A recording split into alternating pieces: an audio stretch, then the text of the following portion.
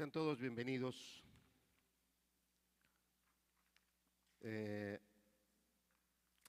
Ya cuando uno como predicador está en este lugar para compartir la palabra, se pone uno nervioso. Hay varios aspectos que están corriendo al mismo tiempo, por ejemplo, el tiempo, la temperatura, probablemente las actividades que tenemos en la tarde, y eso nos hace, cuando está uno aquí, no ser a veces tan enfocados. Pero de verdad, sean todos bienvenidos. Petra, qué bueno que nos acompañas. Luego me recuerdas tu nombre porque el domingo anterior bien que lo tenía. Lo que no se me olvidó es que te gusta la brócoli. Eso no se me olvidó. Pero luego me recuerdas tu nombre. Mari Criollo, qué bueno que nos acompañas. Sean todos bienvenidos. Es un gusto, una bendición que estén con nosotros. Los hermanitos que vienen de allá de la iglesia del hermano Roberto, de allá de Tulimanca, que Dios les bendiga hoy con nosotros. Gracias, agradecemos a Dios que permite que tengamos este momento y este tiempo.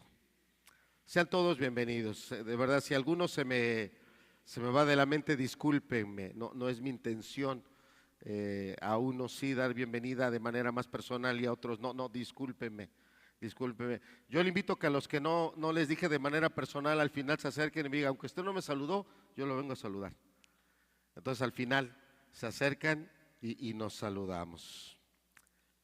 Bien, agradecemos a Dios también que a través del internet y los hermanos que nos ayudan con la transmisión, hay otros hermanos que por motivos justificables, entendibles, hoy no están aquí de manera presencial y están siguiendo la predicación.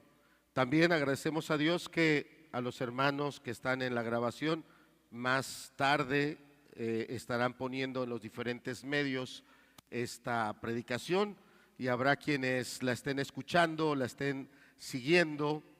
Yo los animaría a aquellos que después la escuchen en cualquiera de los canales, pongan un comentario ahí, pongan un comentario. No es que nos interese, diríamos, los números, nos bendice alguien que la ve, alguien que escribe ahí un comentario de lo que Dios le habló, de lo que Dios le bendijo y anima a todos, a los predicadores, pero sobre todo a los hermanos que dedican buenas horas a estar haciendo esta labor. Entonces yo les pido que aquellos que la vean más tarde por cualquiera de los diferentes canales, pongan ahí algún comentario. Es de edificación. Gracias que nos acompañan, gracias que están con nosotros. Bien, ahora sí, vamos a picarle al reloj para que empiece a correr el tiempo de la predicación. La enseñanza de hoy, y si nos vas poniendo la diapositiva, Elías, por favor, se titula Vida verdadera en Jesús. Vida verdadera en Jesús. Cierto, Berna, me habías dicho que te iba a acompañar el hermanito. ¿De dónde viene él? ¿De Tlacotepec? Xosutla. ¿Es ahí donde es el mercado de los animalitos, en Xosutla? Ah, bueno. Sea bienvenido. ¿Cómo se llama usted? Jerónimo. Gracias. Por favor, siéntese, un gusto que nos acompañe. Gracias a Dios que hoy está con nosotros. Bien, el título de la enseñanza de hoy es Vida verdadera en Jesús. Vida verdadera.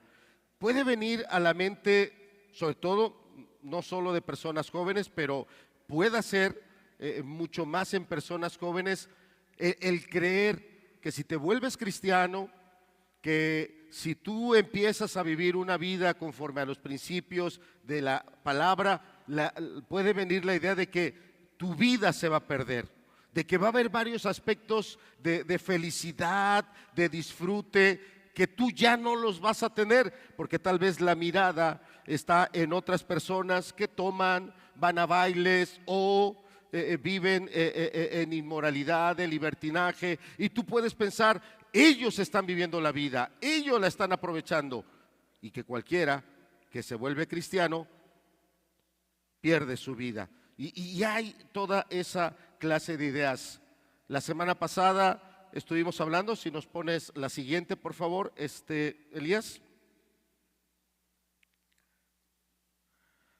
Estuvimos predicando en el libro de los Proverbios, en el capítulo 14, verso 12, donde se nos estuvo enseñando del peligro de la autosuficiencia, el peligro de no sujetarme a la palabra de Dios, no sujetarme a una sabiduría que es totalmente correcta.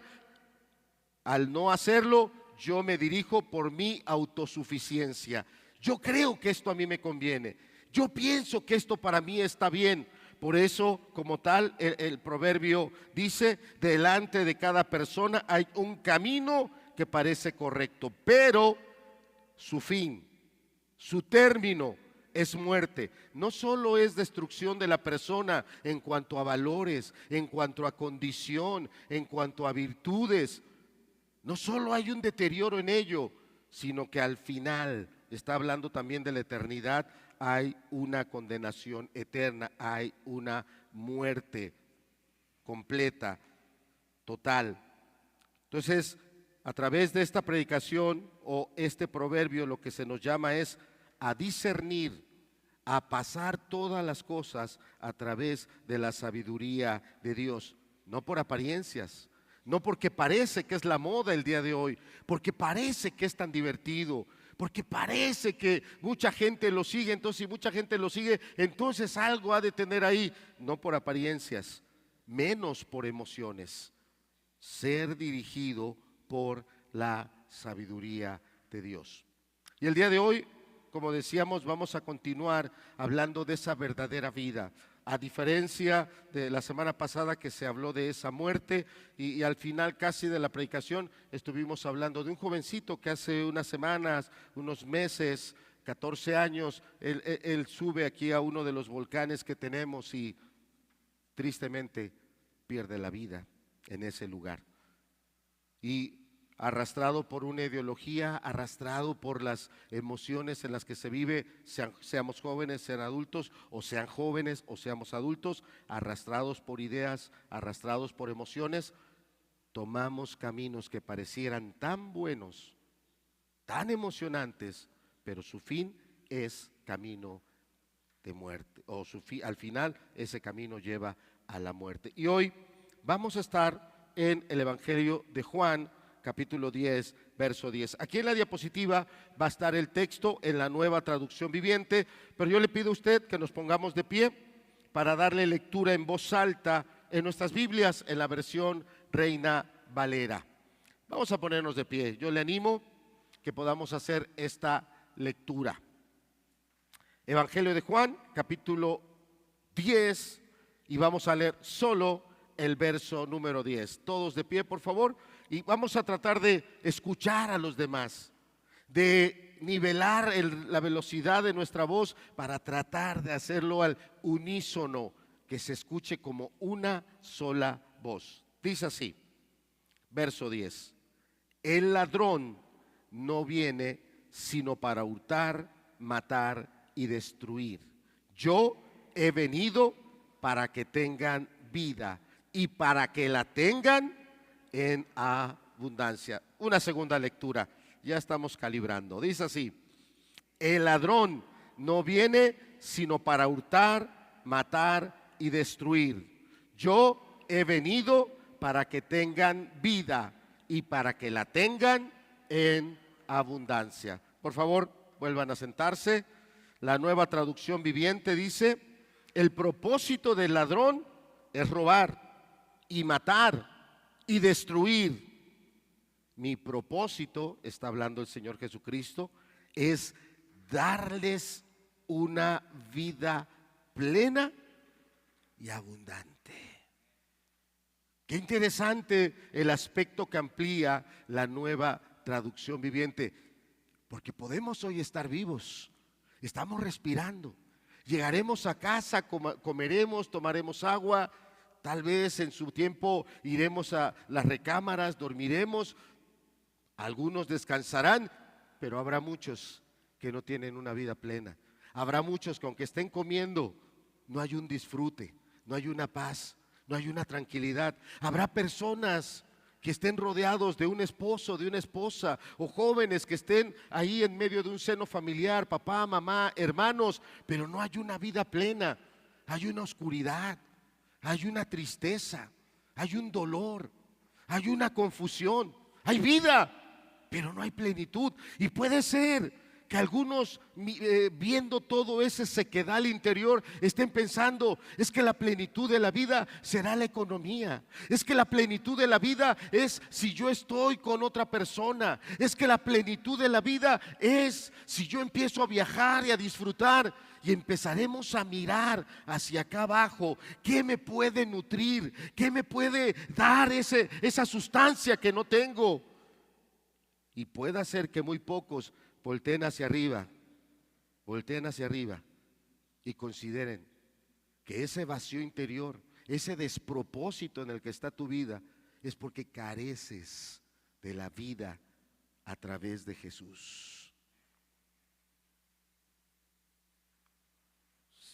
No me acuerdo bien de los cantos misa, pero el viernes que estábamos en la reunión y en la adoración, varias de las alabanzas que estuviste tocando al final te dije, tenían mucho de la escritura. Y no sé si fue una de las alabanzas o algo que nos compartía el hermano José Luis, pero allá en el libro de Lamentaciones, el libro de Lamentaciones es escrito por el profeta Jeremías. Jeremías escribe en ese tiempo que Jerusalén está rodeada por el ejército babilonio y no rodeada una semana, llevaban años que la ciudad estaba rodeada, se había acabado el alimento, se habían acabado los recursos, mucha gente ya estaba muriendo en la calle, efecto de la falta de alimento, la inanición, y eran grandes los lamentos. Y eso me hacía pensar, Luis, cuando el hermano introdujo el devocional, él hablaba de esos 10 leprosos que vinieron ante Jesús pidiendo sanidad. Y la vida de los leprosos de aquel tiempo era muy lamentable, era muy triste. Eran expulsados de la sociedad, o primero eran expulsados de su familia los repudiaba. Eran expulsados de la sociedad, no eran bienvenidos en las calles para que alguien les diera alguna ayuda. Eran expulsados de las sinagogas, del templo, no podían ir a esos lugares a buscar una bendición espiritual. Y cuando estos leprosos vinieron ante Jesús pidiendo un milagro, una sanidad, la Escritura dice que cuando ellos van en el camino obedeciendo al mandamiento, vayan y preséntense a los sacerdotes, fueron sanados. Pero de los 10 uno regresó. Dígame cuál era la nacionalidad de ese que fue sanado. La Biblia lo dice. No era judío. No era judío. ¿De dónde era? Era samaritano.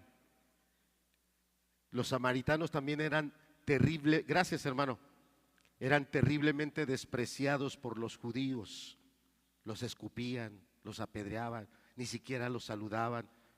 Para ellos los samaritanos eran, no sé, un animal inmundo, ni siquiera dirigirle la palabra. ¿Cuántos a lo largo de su vida de ese samaritano fueron sus gemidos, fueron sus lamentos? Pero luego le viene una enfermedad terrible. Más se incrementó el lamento. Y de repente Jesús lo sana. Él pudo ya ir de camino y decir: yo no le debo nada a los judíos. Toda la vida me han despreciado. Toda la vida me han hecho las cosas más difíciles. Y él pudo agarrar camino y arrancar a correr a su casa. Pero él regresó a dar gracias. ¿Y sabes cómo lo hizo? Dice que llegó hasta donde estaba Jesús, se tumbó hasta el suelo y lo adoró. Qué impresionante, qué impresionante. Ya tenía vida, recuperó su vida. La lepra se había ido, y no poquito, todo y para siempre. Era libre. Podía saltar, podía correr, podía llegar hasta su familia, pero le hacía falta algo más. Ya tenía vida, pero necesitaba ahora la plenitud de la salvación. Y vino a Jesús y se postró. Y el Señor Jesús le da esa vida plena. Tal vez estás así en casa, te oprimen enfermedades, te oprimen dificultades, problemas, preocupaciones, y tienes vida. Tienes un techo donde dormir, te sientas a la mesa y hay un alimento que llevarte a la boca. Estás rodeado de familia, de varias personas, pero estás seco. Fíjate lo que dice Juan 10:10. El propósito del ladrón es robar y matar y destruir. Mi propósito es darles una vida plena y abundante. Veamos el contexto. Tenemos que entender este versículo.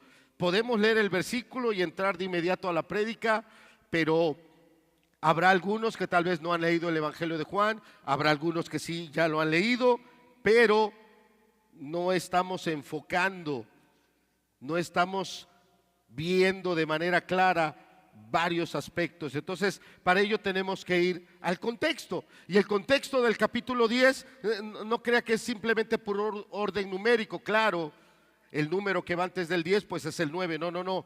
Juan puso el apóstol Juan puso en este orden la narrativa de su evangelio para resaltar la obra que hace Jesús. Entonces, tal y como lo estamos viendo ahí en las imágenes, en el capítulo 9, el Señor Jesucristo obra un milagro en la vida de un hombre que había sido ciego toda su vida. Desde que ese hombre nació y los años que él tuviera en ese momento, toda su vida había sido ciego. Y la manera en la que el Señor Jesucristo lo sana pudiera ser a lo mejor un poquito extraña para nosotros, pero el Señor sabe lo que hace. Entonces el Señor sabio, nuestro Señor Jesucristo, que es Dios, que es omnisciente, Él todo lo conoce, Él todo lo sabe, lo sana. Ese hombre recibe la vista y ese hombre, al verlo a las demás personas, empieza ahí toda una discusión, que si de veras había sido ciego toda la vida, que a lo mejor era un mañoso, que no estaba ciego, nada más se hacía pues para pedir ayuda, no trabajar y aprovechar las cosas, y empieza toda una discusión ahí. Pero había un grupo religioso, los fariseos o los sacerdotes del templo, que estaban en contra de Jesús. Y entonces ellos mandan a traer al ciego y le hacen un juicio. Fíjate qué contraste. Nuestro hermano José Luis, el pastor José Luis, cuando dio el devocional, claramente en el texto que nos leía, nos dice cómo el Señor Jesucristo, cuando iba a obrar ese milagro de sanidad, manda a esos hombres que iban a ser sanos que vayan con los sacerdotes y se manifiesten a ellos, o sea, que los sacerdotes pudieran ver el milagro de sanidad, pero también para que esos hombres que habían sido leprosos hicieran el rito que correspondía. Cuando una persona recibía sanidad, la Escritura decía los sacrificios que le tenía que ofrecer a Dios. Es decir, el Señor Jesucristo estaba respetando y dirigiendo a aquellos hombres que ya iban a ser sanos, que ofrecieran a Dios esos sacrificios. Muy bien, aquí vemos otro milagro. Alguno de estos hombres, por favor, después en casa lea el capítulo 9, va a ver que ninguno de los hombres sacerdotes que mandó a traer al ciego, su pregunta fue: ¿ya fuiste sanado? ¿Ya pagaste tus sacrificios a Dios? ¿Ya ofreciste a Dios el sacrificio que corresponde? Ninguno, no estaban interesados en agradecerle a Dios al milagro. Le empezaron a hacer al ciego un juicio que era el juicio que se hacía cuando una persona era sanada por Satanás, era sanada por medios demoníacos. Y entonces lo empiezan a cuestionar, pero no tanto contra él, sino contra Jesús. Y empezaron a atacar a Jesús. Entonces, este hombre es sanado. En el verso 22, ahí lo puedes ver. Aquellos hombres empiezan abiertamente a rechazar a Jesús. Y este es un punto muy interesante. ¿Por qué? Porque Juan capítulo 9, verso 22 es un punto muy interesante. Porque si vamos a textos como el libro del profeta Isaías, en el libro del profeta Isaías vienen varias profecías que hablaban de cómo el Mesías se iba a presentar, de las obras que el Mesías iba a hacer. Esas eran sus credenciales. Y en el libro de Isaías habla que el Mesías iba a sanar a los ciegos, que el Mesías iba a hacer que los muertos resucitaran. Entonces, en el libro de Isaías hay bastantes pasajes o profecías que nos hablan de esa obra sobrenatural que iba a hacer el Mesías. Y estas personas, cuando ven al ciego sanado, no dijeron, es el Mesías. No. Querían demostrar que era un hombre que usaba poderes demoníacos. Y no es el único pasaje. En el Evangelio de Mateo puedes encontrar en el capítulo 11, capítulo 12, cómo ellos decían, es que como este hombre tiene a Satanás, por Satanás saca a los demonios de otras personas. Y el Señor Jesús les dijo unas palabras de pura lógica, de puro sentido común. Si Satanás saca a Satanás, entonces el reino de Satanás se va a acabar solo.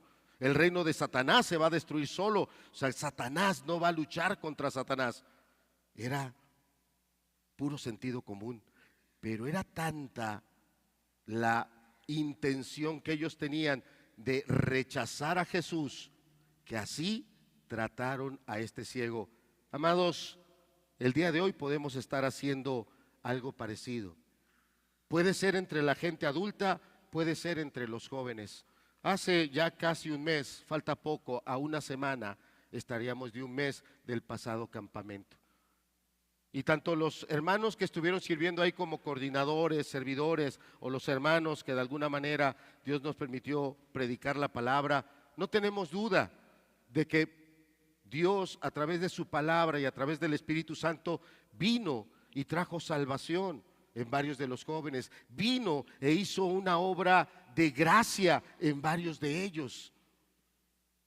Pero puede haber otros jóvenes que están a su alrededor y que su manera de pensar es, son puras emociones, vas a ver, al rato va a regresar a lo mismo, y ahorita nada más dice, pero vas a ver que no es cierto, es pura apariencia. Lo mismo que estos. Ellos estaban viendo que Jesús había hecho un milagro, pero hay que atacar el milagro. No es cierto, y no es cierto. Entonces, en el verso 22 se ve eso. Si pasamos a Juan capítulo 9, verso 34, si nos los puedes poner, Elías, en tu Biblia. ¿Cómo termina este gran milagro? ¿Cómo termina el milagro de un hombre que es sanado? Ahora, en el Evangelio de Juan, el apóstol Juan puso 7 milagros. No es que Jesús nada más hiciera 7, no. El Señor Jesucristo hizo muchos milagros, pero Juan en su Evangelio solo pone 7, para que con cada milagro lo que tú puedas concluir es: Jesús es el Mesías, Jesús es Dios, porque nadie sino solo Dios puede hacer eso. 7 milagros. Y en el orden que los pone el apóstol Juan, cada milagro va mostrando más el poder, va reflejando más que el único Mesías que hay se llama Jesucristo de Nazaret. El primer milagro, agua que el Señor Jesucristo convirtió en vino. Y para todos los que les gusta la borrachera, no estaba Él emborrachando gente. no estaba promoviendo el alcoholismo. Y alguien levantará la bandera bien en alto: sí, hermano, pero él transformó el agua en vino. No te preocupes. La próxima vez que quieras tomar, agarra un tonel de 200 litros, le echas agua, doblas tus rodillas y ponte a orar hasta que el Señor te lo convierta en vino. Y cuando ya sea vino, te lo acabas. No te preocupes. No vayas al antro a comprar cervezas. No vayas con los amigos a las camaroninas. Pones tu tambote de 200 litros. Señor, lo hiciste una vez, pues si tú quieres que yo pruebe el vino, pues convierte mis 200 litros de agua en vino. Y si usted lo quiere subir de nivel, no agarre agua de la llave. Agarre agua de la que se ocupa para lavar la ropa. Con esa. Y si se convierte en vino, nos avisa del milagro. Si no se convierte en vino, bueno, entonces quiere decir que Dios no quiere que usted tome. Así de sencillo. ¿Queda claro, amados? Dije para los que les gusta tomar, se quedaron bien serios, entonces entiendo que no les gusta tomar. Qué bueno. Nos entendemos entonces. Ya tenemos el verso 34. Fíjate cómo concluye este punto. Ya dijimos que es el sexto milagro. Yo hablé un poquito del agua que se convierte en vino. Fue el primer milagro. Luego vino otro. En cada milagro, en cada señal, se revela más, con más fuerza, que Jesús es el Mesías. Este es el sexto. Está casi ya por completo la revelación. Pero fíjate cómo termina este asunto, verso 34. Están hablando estos hombres. Dice, respondieron y le dijeron, le están diciendo al ciego: tú naciste del todo en pecado y nos enseñas a nosotros. ¿Cuál era el testimonio del ciego? Lo único que yo sé es que no veía y él me dio la vista. Y ese debe ser el testimonio de todo nuevo creyente. Yo solo sé que era un pecador, yo solo sé que era un inmoral, yo solo sé que era un necio, yo solo sé que era un perdido, yo solo sé que era un amargado, yo solo sé que era una persona maldiciente, yo solo sé que era una persona ladrona, yo solo sé que era un ciego y Él me sanó. Él no tenía que convencerlos, Él dijo la verdad. Y cuando este ciego les dio ese testimonio, lo corrieron. ¿Cómo te atreves a enseñarnos a nosotros? ¿Cómo termina el verso? Y le expulsaron. Ahora ponnos el verso 37, por favor. El asunto no terminó ahí. A él lo corren de la sinagoga, pero más adelante el Señor Jesucristo lo encuentra y el Señor Jesucristo empieza a hablar con este ciego y dice en el 37, le dijo Jesús, 36, perdón, Elías, regresemos uno, porque aquí no se va a entender. Ahora sí, el Señor Jesús le dice a este ciego, le habla del Mesías. Y el ciego dice, ¿quién es? ¿Dónde está ese Mesías?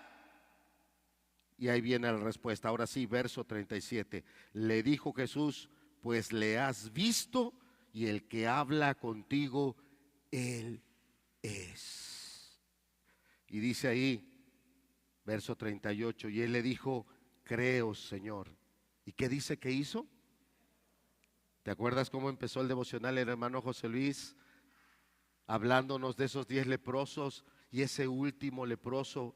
Los 10 fueron sanados, pero solo uno vino y le adoró. Solo uno le entregó por completo su vida. ¿Cómo quisiera?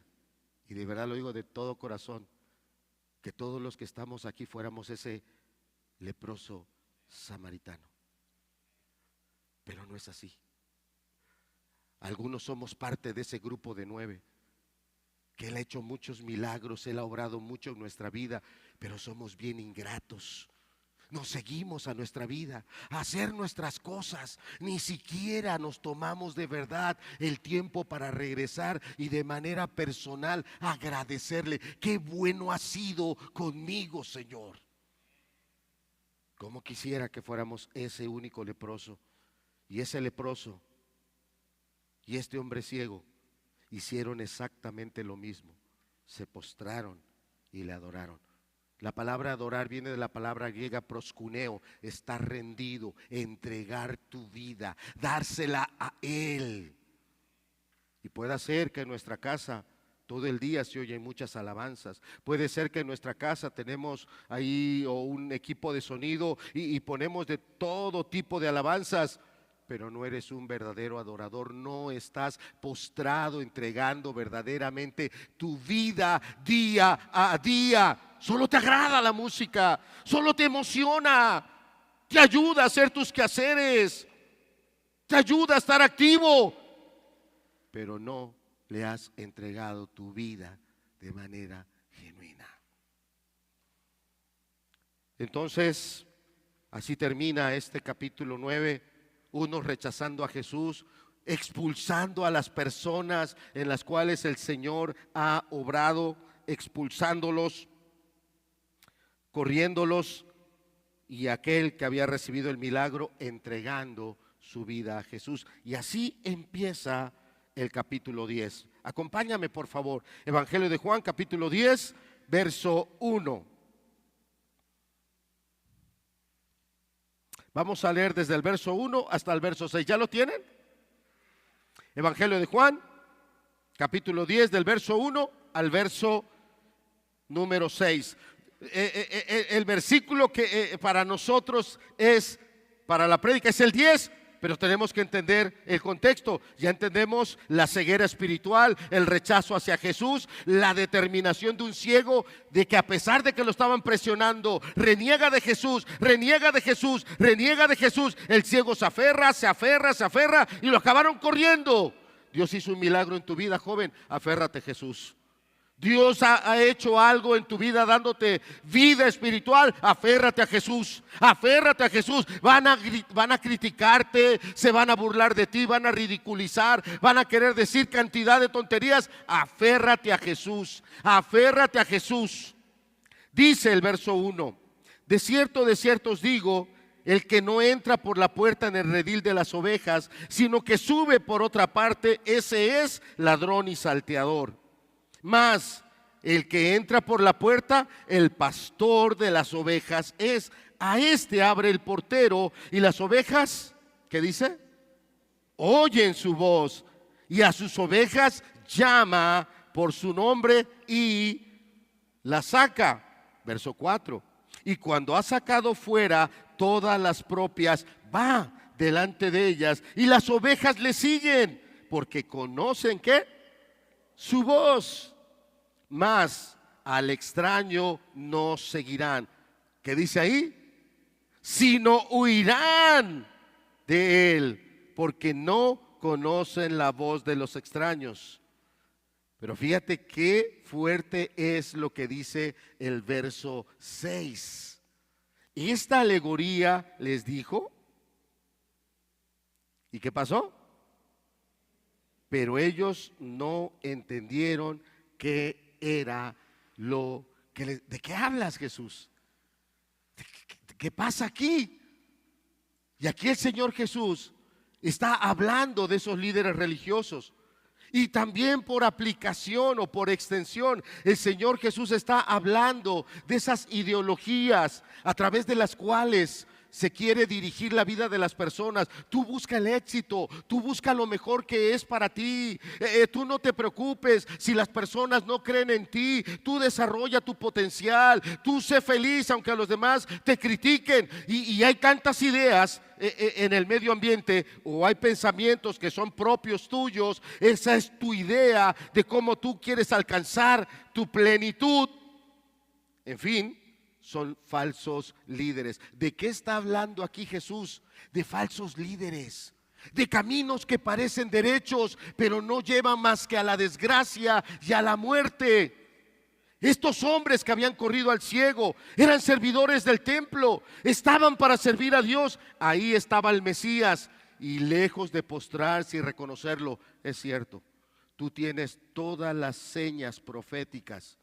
No hay nadie que haya hecho las obras que tú eres el Mesías. No, a correrlo, a correrlo, a correrlo. Y días más adelante, por 30 monedas, corrompieron a uno de los apóstoles para que lo entregara. y lo mandaron a la cruz. Así somos los hombres. No te espantes de ellos. Así somos nosotros. Por una película pornográfica traicionamos a Jesús. Por un coraje acabamos diciendo tales palabras, tales maldiciones y renunciamos a la poca piedad. Por no querer ser esforzados y ordenar nuestra vida, nos justificamos para alejarnos de la iglesia. Pero decimos que tuvimos la razón, decimos que estuvimos haciendo el bien, decimos que era lo correcto. Vayamos a la palabra y veamos con la palabra cómo el Señor Jesucristo, ante unas personas que también tenían la intención de destruirlo, en esta ocasión era la cuestión del tributo. El Señor Jesús con mucho amor le dijo: saquen la moneda y enséñamela. Y sacaron una moneda de esas romanas que tenía ahí una figura, y el Señor Jesús le dijo: ¿de quién es esa figura? Y ellos dijeron: del César, del gobierno. Y dígame cuál fue la palabra que dijo Jesús. Pero algunos hemos hecho una versión contemporánea: dale todo al César, y a Jesús dale las migajas de tu tiempo, de tu vida, si te queda. Si no, no le des nada. Y algunos hemos servido al César. El César es nuestra idolatría, nuestra vanidad, nuestro materialismo, nuestra ideología de cómo deben ser las cosas, pero no es la palabra de Dios.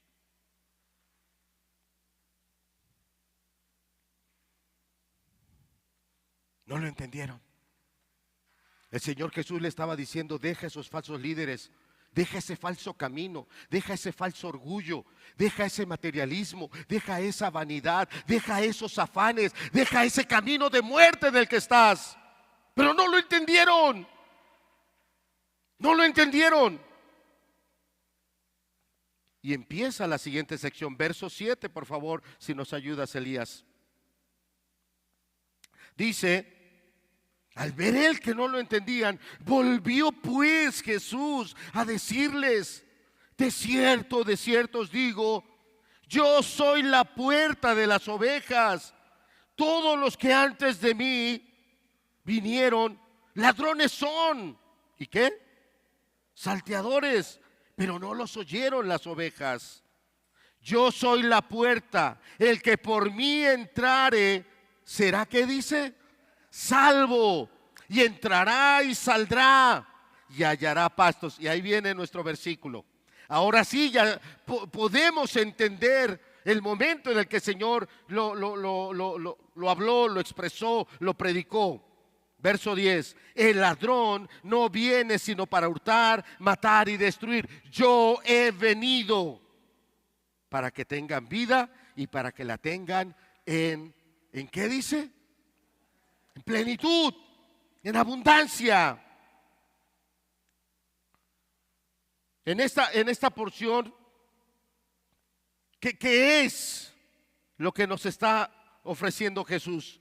El que entra por él, ¿qué es lo que está dando el Señor Jesús? Vida de salvación. Siguiente diapositiva, si nos las pones, por favor, Elías.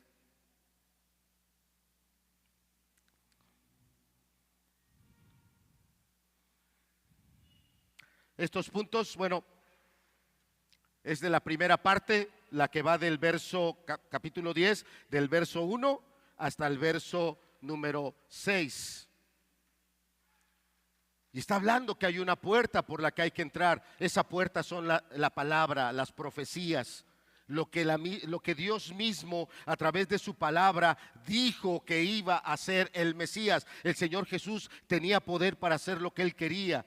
Tenía gracia también para hacer cualquier cosa que Él hubiera querido, pero Él se sometió siempre a la palabra. Lo que Él hablaba era lo que su Padre le decía que hablara. Lo que Él hacía era lo que su Padre le decía que hiciera. Hace un rato, después de la oración con Marisa, me hizo una pregunta que nunca me la habían hecho, la verdad. Nunca me la habían hecho. Y Marisa decía: hermano, ahí en el Evangelio cuando dice que Satanás vino y tentó a Jesús, ¿Fue algo real? ¿Las tentaciones fueron algo real? ¿Fueron algo físico o solo fue algo mental? Solo fue algo que pasó por la mente del Señor Jesús. Qué interesante pregunta. Y tomamos un tiempecito para poder analizar y concluimos con claridad que las tentaciones fueron reales, fueron físicas. Fueron reales, fueron físicas. ¿Y qué estaba haciendo Satanás? Tomar uno de los salmos tan hermosos que hay en la Biblia como el Salmo 91. Yo creo que aquí hay varios que a lo mejor no nos sabemos de memoria todo el Salmo, pero los primeros versículos, por favor, claro que no lo sabemos. El que habita al abrigo del Altísimo morará bajo la sombra del Omnipotente. Y Satanás, tomando algunos versos de ese precioso salmo, va contra el Señor Jesús y lo tienta.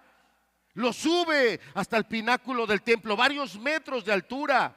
No sé si 30, no tengo ahorita el dato exacto, pero en una altura considerable. Y le dice: arrójate, si de verdad eres el Hijo de Dios, y si de verdad en tu cuerpo está esa plenitud de su gracia, Él va a mandar a sus ángeles que te carguen para que no te pase nada. Estaba torciendo el pasaje Satanás, y el Señor Jesús lo desprecia. Había una puerta por la que el pastor tenía que pasar, ¿y sabes cuál era? La obediencia, la humildad. Pero la última parte de esa puerta era la muerte de cruz. Pudo haber aceptado la tentación. Pudo haber cedido porque era tan hombre, tan humano como usted y como yo. Pero sujetó toda su humanidad a la obediencia al Padre. No voy a hacer nada que mi Padre no me mande, me dé permiso. El verdadero pastor entra por la puerta, los salteadores no. El ladrón, ¿por dónde entra? Entra por tus emociones, entra por tus concupiscencias, entra por tus codicias, entra hasta por nuestra flojera, porque hay flojera espiritual, hay pereza espiritual. Entra por nuestra amargura, entra por nuestro resentimiento. Tuvimos un problema con alguien y se nos ha metido un problema ahí en el corazón, en el zapato, y lo pisamos y lo pisamos y lo pisamos, y estamos amargados, tenemos odio, tenemos rechazo, tenemos desprecio. Tantas cosas. Jesús entró por la puerta. En todo fue obediente. Por lo menos el Evangelio nos da 2 momentos de testimonio donde se oyó la voz de Dios diciendo: este es mi Hijo amado, en Él tengo toda mi complacencia. Al principio y en el monte de la transfiguración, casi al final de su ministerio. Él entra por la puerta. Y dice ahí, si le subes, Elías, que las ovejas, ¿qué dice que hacen? Ya en algunas otras predicaciones he puesto el video de gente que va, o sea, personas que están en esos lugares donde están las ovejas y cómo les están gritando y le están haciendo ahí. Yo no sé allá en su pueblo, bueno, algunos ya son de ciudad, perdón. Yo no sé allá en su ciudad cómo se le llama a las ovejas, pero yo soy aquí de San Nicolás. Y mi abuela, que también estaba aquí en San Nicolás, para llamar a los totolitos les llamaba de una manera. Cone, cone, cone, cone, cone, cone, cone, cone, cone. Así le llamaba mi abuela a los totolitos. Cone, cone, cone, cone, cone, cone, cone, cone. A los pollitos.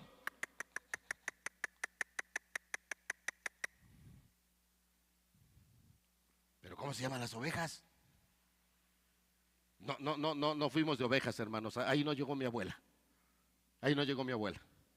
Pero yo a mis perros, que tenemos unos chihuahuas pitbull allá en la casa, yo los llamo a besos. Y el hermano, ¿a poco sí? Yo así les hablo. Soy muy cariñoso con ellos. Ellos son cariñosos conmigo, ya me han mordido unas veces, pero bueno. Seguiré llamándoles a besos.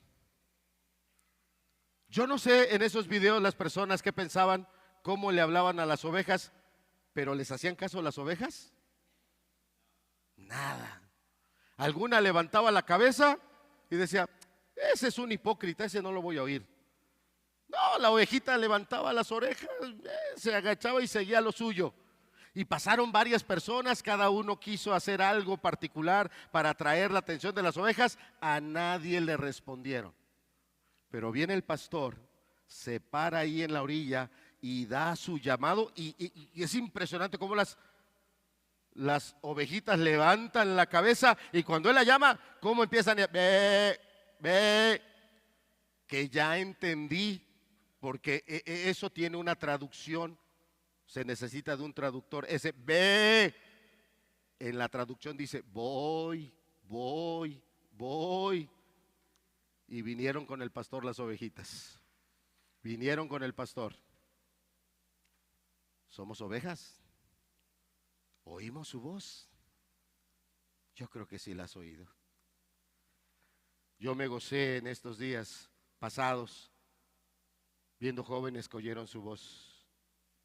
Me he gozado en estos días con algunos de mis hermanos en el discipulado, viendo cómo Dios les ha ido hablando y ellos han ido oyendo su voz y la voz del buen pastor los va dirigiendo y ellos mismos podrán ver en su vida una diferencia real, no por un grupo, no por una emoción, sino porque es una bendición al que obedece su palabra.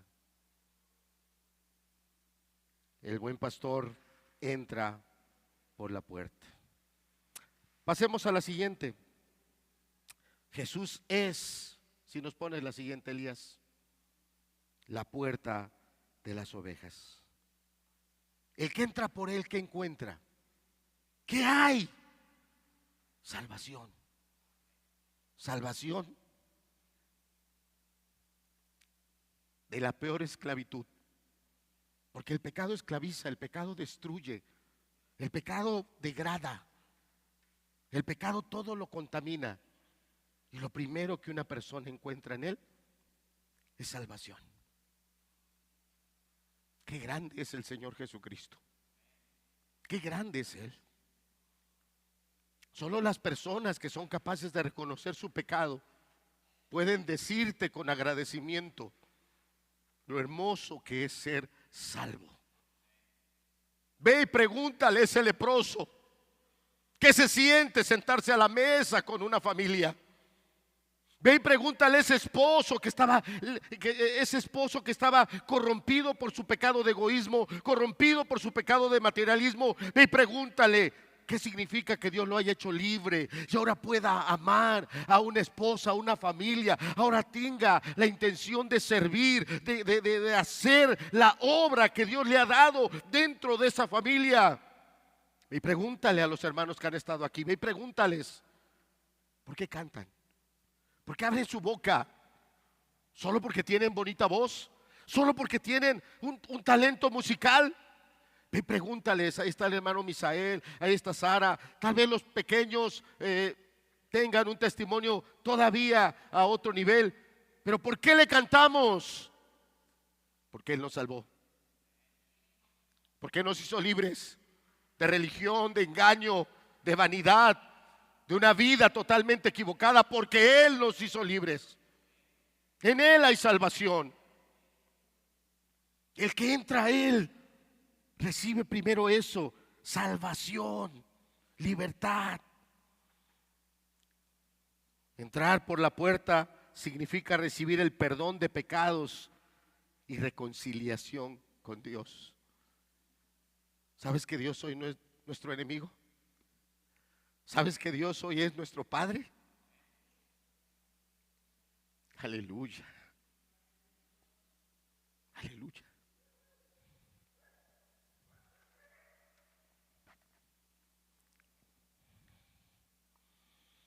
Libertad. Entramos por Él, estos versículos que acabamos de leer, ya de esta porción, desde el verso 7, 8, 9, 10, habla de que entrar por Él es entrar a la vida de salvación. Entrar por Él es entrar a la vida de libertad. No libertinaje. No una vida de autoconfianza para andar haciendo lo que yo quiera cuando quiera, no. Libertad.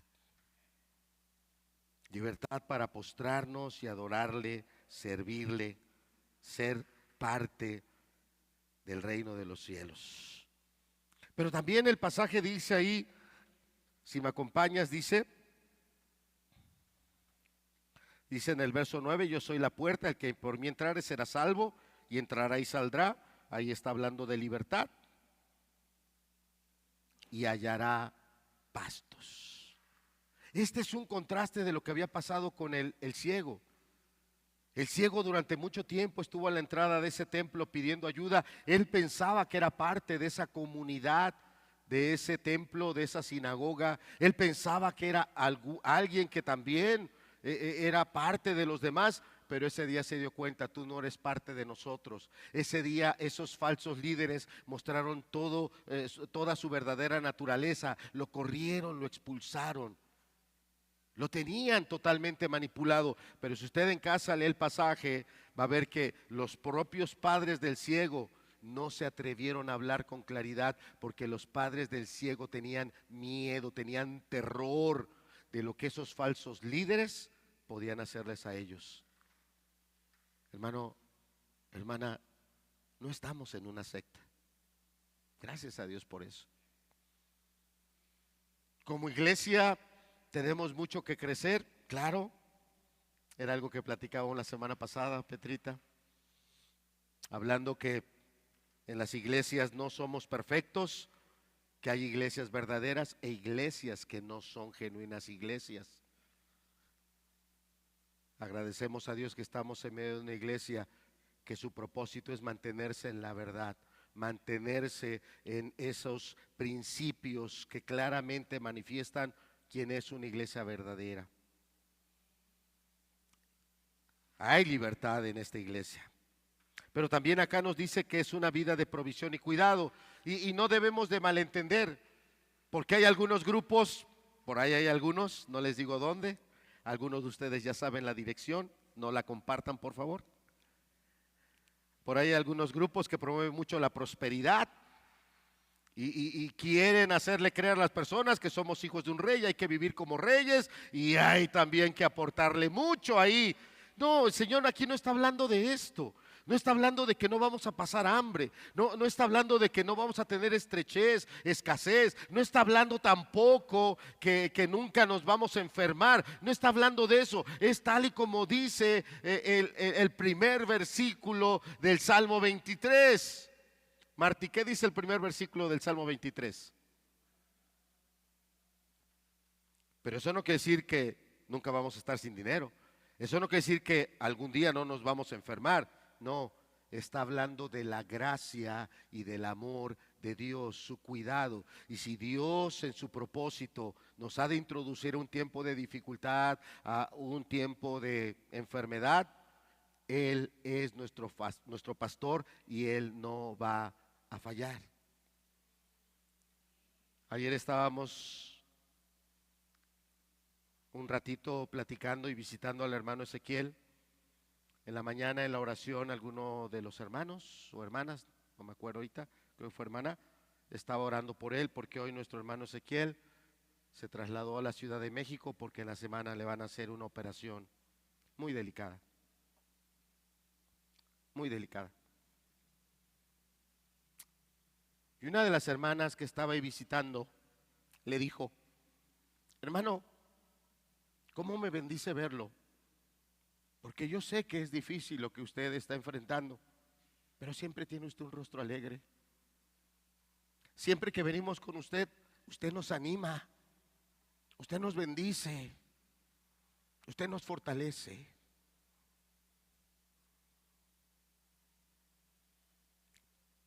Jesús prometió que el que viniera a Él tendría alimento. Está hablando de lo espiritual, está hablando de la gracia. Incluye también lo material, pero en ocasiones lo material faltará. Tendremos hambre, tendremos dificultades, pero su gracia nunca faltará. Y ayer cuando terminamos la visita, porque había varios hermanos ahí, tomamos un pasaje de la Escritura y oramos y dijimos: Señor, sabemos que nuestro hermano está en tus manos, porque tú dices en el Antiguo Testamento que tienes su nombre escrito en la palma de tu mano. Tú lo amas y tú lo vas a cuidar. Y ya cuando íbamos saliendo, ese hermano amoroso empezó a enviar saludo a cada uno de mis hijos. Y dile a tu hijo que lo quiero. Y dile a tu hijo que le eche ganas. Qué hermoso, hermanos, cuando tú puedes comprobar en la vida de alguien que de veras ama a su Señor y que está dispuesto a ir por cada lugar donde su buen pastor lo lleve. Él es nuestro buen pastor. Amados jóvenes que en el pasado campamento Él te dio salvación, Él es tu buen pastor. Y promete que a lo largo de todo este caminar tendrás no solo una provisión y cuidado, sino que te dará esa plenitud de vida. Podrás ver que otros se divierten en pecados, podrás ver que otros se deleitan en cantidad de cosas inicuas. Él ha prometido darte una vida plena y abundante, y Él no miente. Él es verdadero. Última diapositiva, Elías, por favor.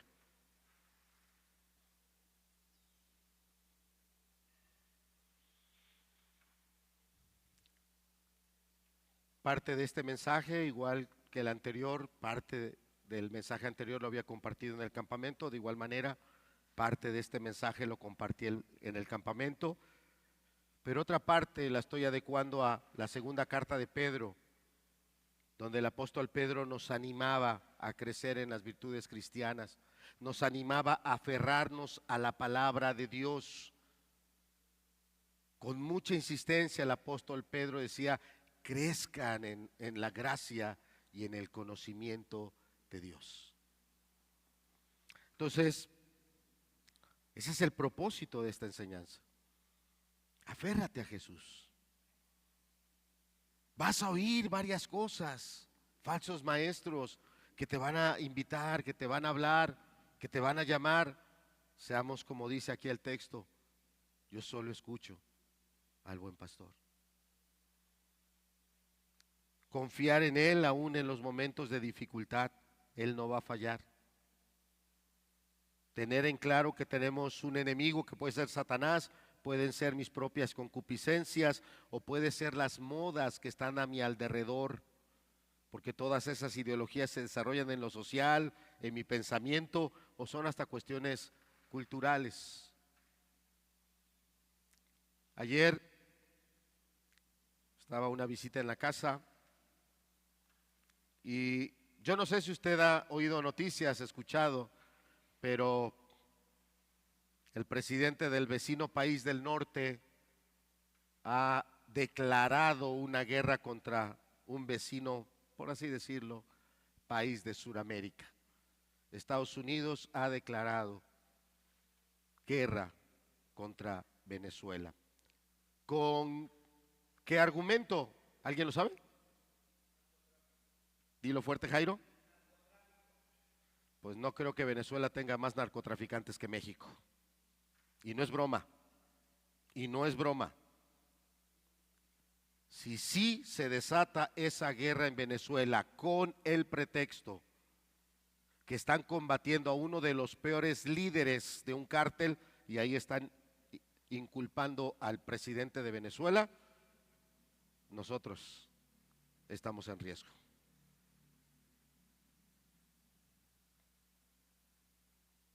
Ayer estaba una visita en la casa y le dije: ¿qué piensas de eso? Y comentamos algunas cosas. Yo le dije: eso es gravísimo. Cuando empezó la guerra entre Rusia y Ucrania, muchos países amenazaron a Rusia, muchos países retiraron sus embajadas y cuestiones diplomáticas. La guerra entre Rusia y Ucrania sigue muriendo gente. Por mucho que la política haya dicho, nadie se metió. ¿Cuánto tiempo lleva la guerra entre Israel y los palestinos? ¿Más de un año? ¿Quién la ha detenido? Nadie. Así salgan las fotografías y veamos niños, gente que no es militar, muy afectada, así sean palestinos, así crean en el Islam, siguen siendo almas, siguen siendo personas. Nadie se metió. Y lo que te quiero decir es, si sí se desata una guerra con Venezuela, nadie se va a meter. Yo no conozco a personas de Rusia y lo digo, o de Ucrania, y lo digo con respeto, tampoco conozco a personas de Israel, pero sí te puedo decir que en Venezuela hay hermanos que han pasado mucha hambre por el régimen en el que están, hermanos e iglesia a los cuales en algún momento entre todas las iglesias hicimos una ofrenda, se les envió y los hermanos no llenaron sus despensas y dijeron, bueno, nosotros ya tenemos para comer.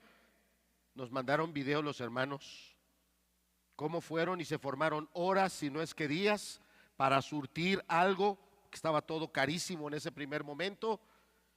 Surtieron, compraron y después nos mandaron fotografías de cómo levantaron comedores, cómo fueron a las zonas de la ciudad más necesitadas y prepararon el arroz, prepararon las arepas, una comida muy venezolana, y ellos compartieron el pan con los que no tenían.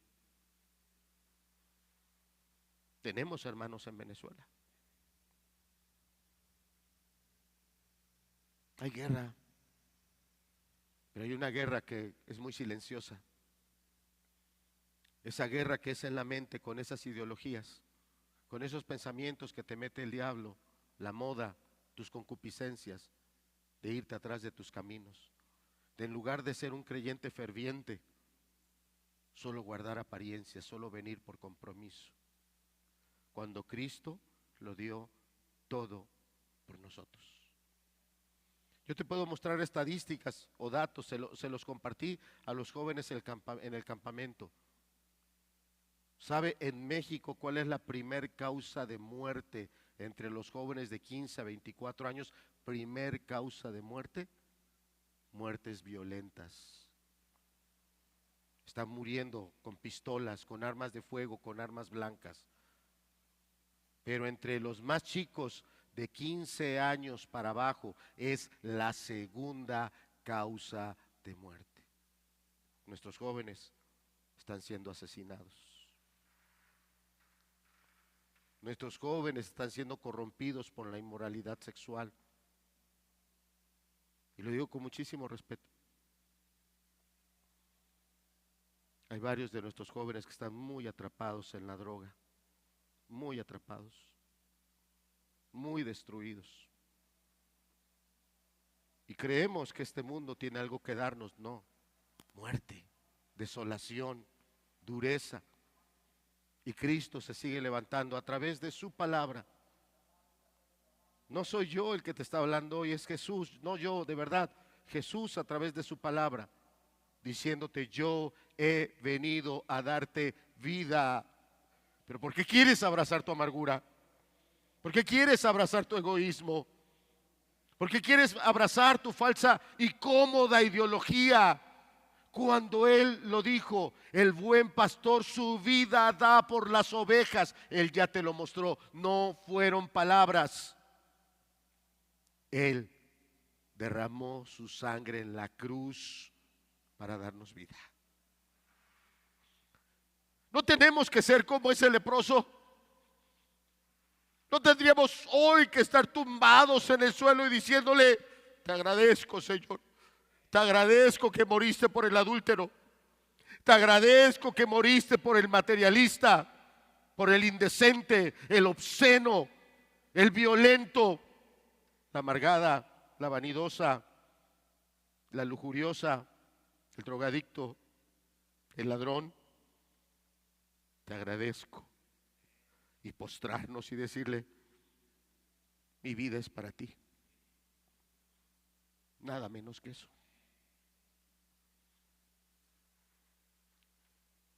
Que concluimos que es cierto que hay un camino que parece derecho, pero su fin es muerte.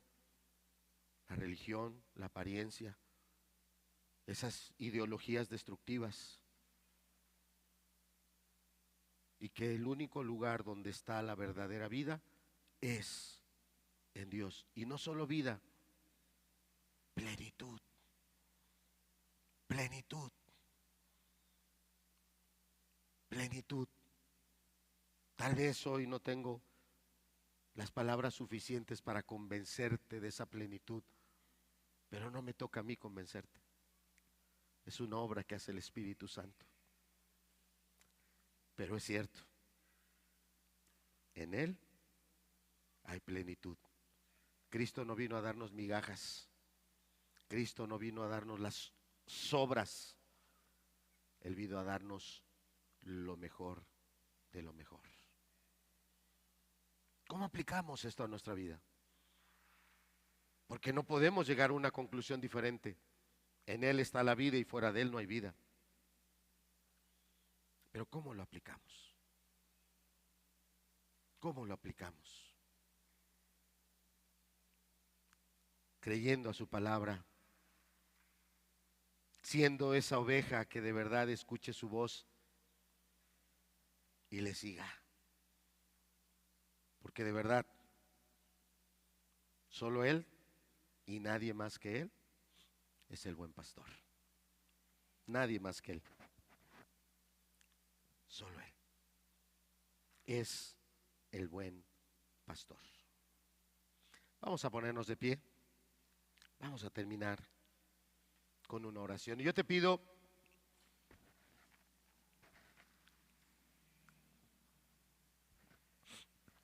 que seas tú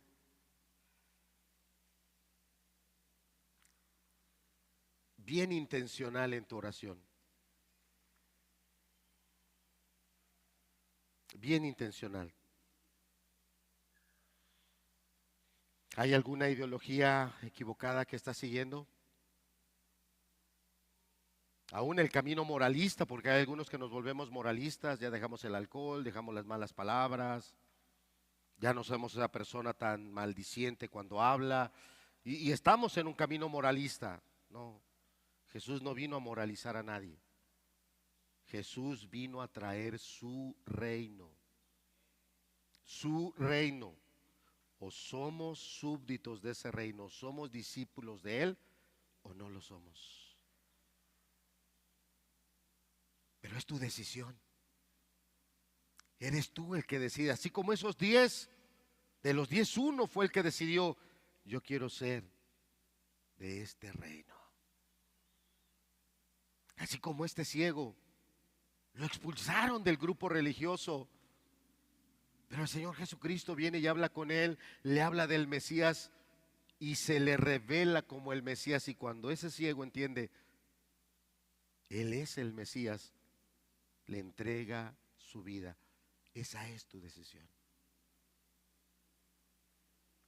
En una ocasión el apóstol Pablo, predicando ante un rey, exponiéndole con mucha pasión el camino en el que él estaba desde que el Señor lo tumbó de ese caballo y lo salvó, y cómo él había transitado, aquel rey estaba espantado y le dices: Pablo, las muchas palabras te han vuelto loco, casi me persuades a volverme cristiano. Y el apóstol Pablo dice: es que la predicación no fue para ti. Yo quisiera que todos. Pero ciertamente cuando el cristiano es encadenado no es atractivo. Cuando el cristiano se pone el mandil del siervo no es atractivo. Cuando el cristiano se desprovee de toda protección y recibe los golpes y los insultos, no es atractivo. Pero a eso nos llamó el Señor, a ser siervos. Él no dijo que nos iba a ir bonito, Él dijo: mira lo que han hecho del árbol. Él es el árbol. Y Él dijo: mira lo que han hecho de mí, ¿qué no harán con las ramas? Somos nosotros. Entonces estaba prometido que iba a haber no pequeñas, sino grandes dificultades. Pero yo te pido que en esa oración no solo se escuche lo que tú le quieres decir al Señor. Yo te pido que en tu oración un momento guardes silencio y oigas lo que el Señor te quiere decir a ti. Porque tiene mucho que Él te quiere decir. Por favor, oye. Tal vez te va a decir que es importante que te arrepientas de tu religiosidad. Tal vez te va a decir que llevas mucho tiempo acomodado ahí, acomodadito, acomodadita, y te llamó a que le sirvas. Tal vez te va a hablar muy claro de esos pecados egoístas que están en ti y están haciendo tanto daño, no solo a tu vida, a tu familia. Y Él te está hablando, tienes que acabar con eso. Él va a hablar. Porque, ¿sabes qué dice la escritura de nuestro Dios? Que es Dios de vivos, no de muertos. Y nuestro Dios está vivo. Oramos. Padre, gracias por nuestro Señor Jesucristo, que Él ha venido a darnos vida plena y abundante. Yo te pido de esa vida plena y abundante primeramente para mi hermano Ezequiel, para mi hermana Martita, sus hijos, sus hijas, su nuera, su nieta.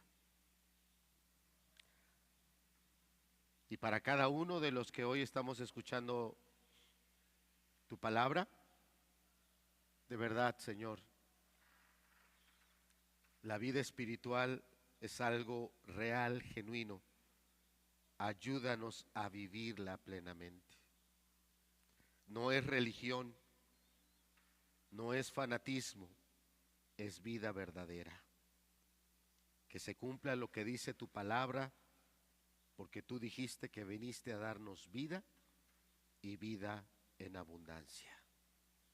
Pero Padre, también que se cumpla tu palabra, que dice que las ovejas tú las llamas por su nombre y te siguen. Que así sea, Señor. Llama por nombre y que te sigamos fiel y obedientemente. Y Padre, también aquí tu palabra dice que al ladrón, a ese falso líder, a esa ideología destructiva, que al ladrón no escucharían. Señor, ayúdanos a rechazar esos caminos de muerte. Ayúdanos, Señor, a apartarnos de ellos y a afirmarnos en el camino de la vida y de la verdad. Que así sea, Señor. Padre, gracias, gracias, porque tu palabra es fiel y verdadera, pero gracias por lo que tú estás haciendo en cada persona, en cada familia, en tu misma iglesia. Gracias, Señor. Gracias, porque eres un Dios maravilloso. A ti la gloria, Señor. A ti la gloria en el nombre único de nuestro Señor Jesucristo. Amén.